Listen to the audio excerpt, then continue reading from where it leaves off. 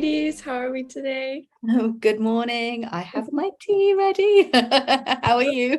My coffee, yes. My tea as well, chai tea latte. Well, I'm really excited for today's discussion because we're talking about a very hot topic in dating, and that is age gaps in relationships. Ooh, So, okay. yes, I'm dying to hear you guys' opinions on this. First off, what makes an age gap in a relationship, and why is it such a long-lasting subject in the dating debate? Okay. Well, what I would say is an age gap can be anything from sort of 5 years to 35 years. I think it's probably the biggest age gap I've seen in a dating and relationship scenario. Usually we see age gaps between sort of 3 to 7 years is the type of usual age gap we'll see when people are dating. So anything sort of outside of that, and when there are extremes, people would class as an age gap relationship. I totally agree. But my question then is at what point does it become inappropriate? Because we have examples, especially in Hollywood, where there'll be a man who's 20 years older and a 20-year-old, model girlfriend. I'm thinking of Leonardo DiCaprio right now. He's making the headlines because good for him. He finally broke out of his 25-year-old model streak by dating Gigi Hadid, who apparently, she's 27, but that's still 20 years age difference. He's 47. So is this inappropriate, or is he just, dating his type? I personally think if we look at specifically Leonardo DiCaprio and we look at the longevity of the relationships that he's in, we are seeing a pattern that these aren't long-lasting relationships. They almost have a shelf life. And so what is he really looking for? What are his goals with a partner? What is he looking to experience with a partner? And I almost visualize a frustration at some point for him that at first it's new, it's exciting. He's getting everything he wanted and visualized in a relationship, fun, sexy, she's bringing this youth back to him and feels really amazing.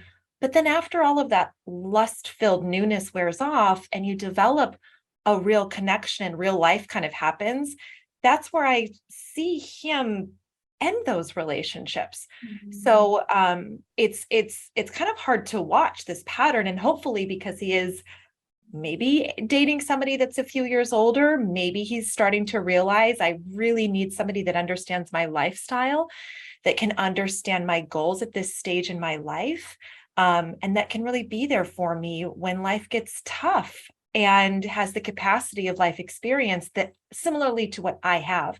And I want to say this, that it's not to say that there can't be a connection between two people. I'm not discounting that. But if we look at Leonardo DiCaprio's patterns of relationship, I really do wonder professionally if we're seeing somebody that's chasing the chase and the thrill and the excitement rather than looking for a really strong, meaningful connection. And I wonder if he's kind of getting sick of that a little bit. Yeah. And it's interesting, Heather, because one of the things that I've seen so many times, and especially when it comes to celebrities, is often these are lust-led relationships, and they all have a shelf life, because once those hormones that have flooded you and got you into that relationship in the first place have gone, the relationship fizzles out and disappears as well. We know that it takes a lot more than just lust and a sexy connection with somebody to make a long-lasting, loving, committed relationship. So when that doesn't happen, these relationships tend to fizzle out. But I have had a number of couples where there's quite a big age gap relationship, 15, 20 years, that I worked with years ago that are still together. And also within my family, my aunt, there's like a 20-year age gap. My grandmother is 15 years older than her husband. And I think when I see age gap relationships, what I see is two people who resonate on the same frequency and are emotionally connected at the same level.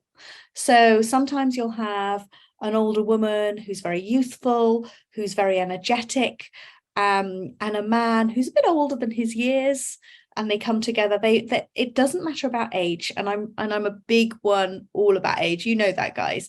And one of the things I always say is it's not about the age, it's about where your maturity level, where your energetic level meets. So are you meeting someone who matches your energy level, your emotional intelligence, your values, all of the things that we look for that we know create that relationship? And it doesn't matter what age you're at. Obviously, it's got to be legal. It's got to be appropriate in many ways. And I think one of the things Molly said earlier is, when is it not appropriate? And I think it's not appropriate when you're you're dating someone who's very young or emotionally very young and unable to make adult decisions as well. So we talked a little bit about how it works, or if it, if there is an age gap, if you match the same maturity, values, and it can work in that sense. But what are some incompatibilities with large age gap relationships that are really hard to overcome for couples? I think where control is involved, where there's an element of control, where there's an element of parenting that takes place, where it's unhealthy and it's toxic. And you've got someone who's in it for the wrong reasons. We often see, unfortunately, grooming and inappropriate sexual relationships that happen for the wrong reasons with people. So I think that's when it becomes unhealthy, toxic, and in some cases criminal. That's where it shouldn't be happening. And if someone's worried about someone, they obviously need to go and make the necessary inquiries and make sure someone's okay in that relationship, and that they're in that relationship and a willing participant in that relationship. And to add to that too, I think that is extraordinarily important to check in with when you are entering into a relationship of any shape and size.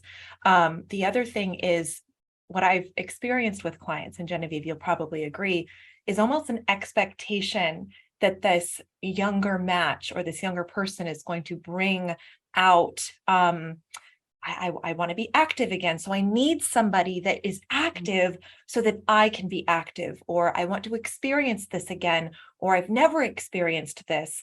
And instead of really looking at compatibility and lifestyle matching, now they almost have an expectation, one or the other, and vice versa. Maybe the younger person saying, I want that established trait that an older person might have. I can't provide that to myself. So an expectation that is not anything attached to just a human connection.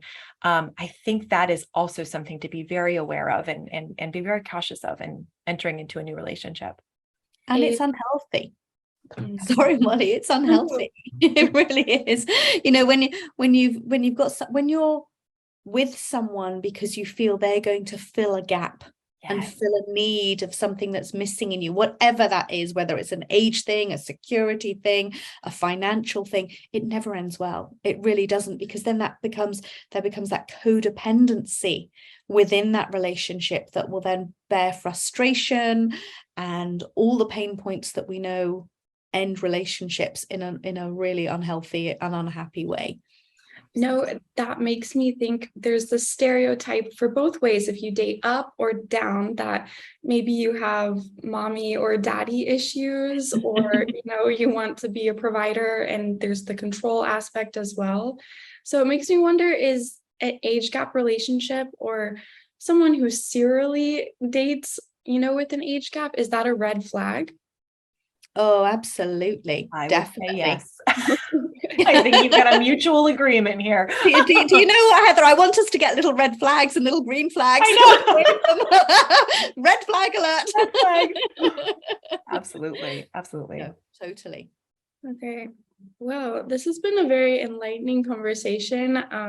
I feel like it helps keep our eyes aware to the good and the bad of large age gap dating. So thank you, ladies. Yeah. And if I can just add one more thing, really cool story about matchmaking and about doing this professionally for so long. The moment somebody says, okay, I'll try. The moment somebody says, let's give it a shot. Bring me somebody that can keep up with me, that's in my age range, be mindful that I still prefer this age range, but I trust you. Go ahead. Let me see what you got. And I have to tell you how amazing it is to kind of have the ability to say, I told you so in a match. Right? And come back and say, did you say that out loud, Heather? Well, maybe in You're my dispelling head. the matchmakers' codes of secrets here. Right. I know. But it is a really beautiful gift to expose somebody that is kind of almost fearful of that letdown, and that, I've dated so many people in my own age range. I've met them, they can't keep up with me, or vice versa. I've met men in my age range. I prefer an older man because I'm so much more wise and educated beyond my years, and they just don't understand me. And that may be your exposure and your experience, but having a matchmaker do all of that vetting for you and really look at just not the number and the birth date, but actually who this person is, it's a magical experience. So I just wanted to share that real personal experience really quickly. Yeah, that's beautiful. I think that's a great way to close out. So thank you both so much. And I look forward to the chat. Bye. Bye.